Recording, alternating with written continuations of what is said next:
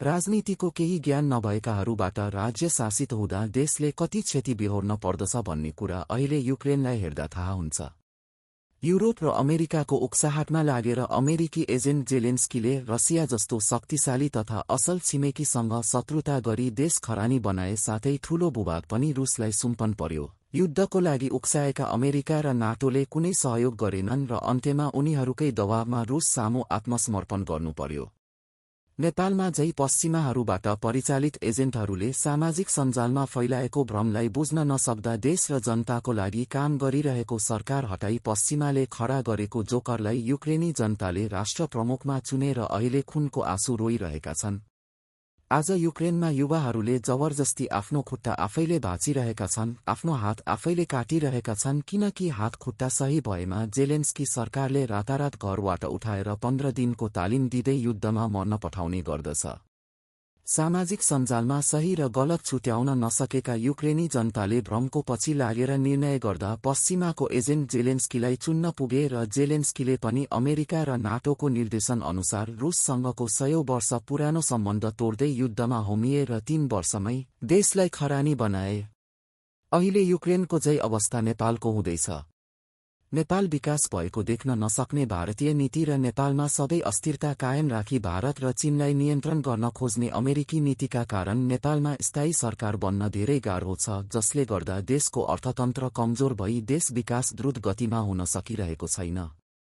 यही अवस्थामा बनेका अस्थायी सरकारले केही राम्रो गर्न खोजेमा भारत पश्चिमा आइएनजिओले मिडिया प्रयोग गर्दै दलित, जनजाति, मधेसी भनेर जातीय द्वन्द्व गराई सरकारलाई काम गर्न नदिने कोसिस गर्छन् र जातीय क्षेत्रीय मुद्दाबाट पार नलागेमा सांसद किनबेच गरी सरकार परिवर्तन गर्ने काम गर्दछन्। राजा महेन्द्रकै पालादेखि पश्चिमा देशले अनेक षड्यन्त्र गरेको देखिन्छ।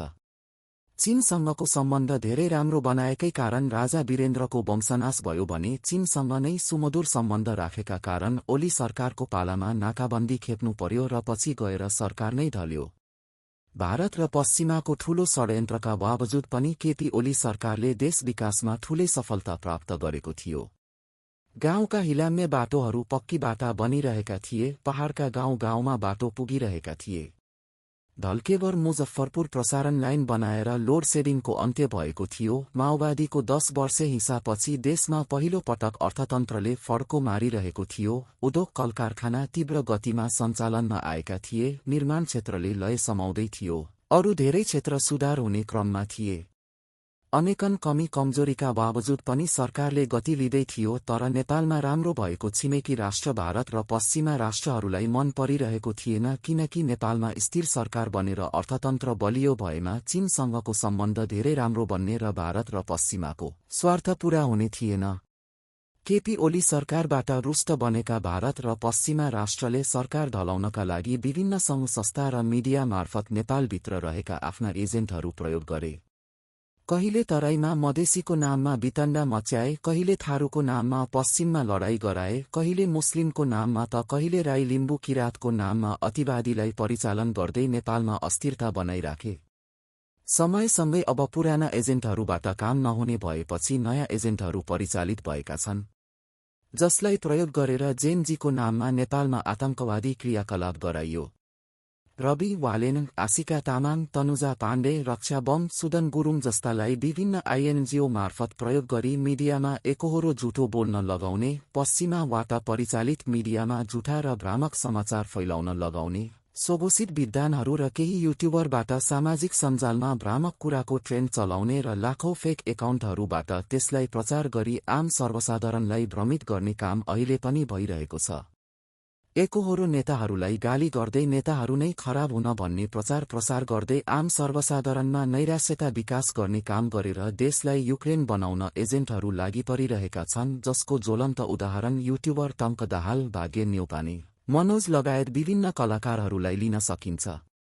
पक्कै पनि एमाले, काङ्ग्रेस, माओवादी, राप्रपा लगायत दलहरूका नेतामा कमी कमजोरी होलान्, तर नेतामा केही कमी कमजोरी भए भन्दैमा आफ्नै घर पोलेर खरानीको टिको लगाउन देशभक्त नेपालीले सक्छन् त?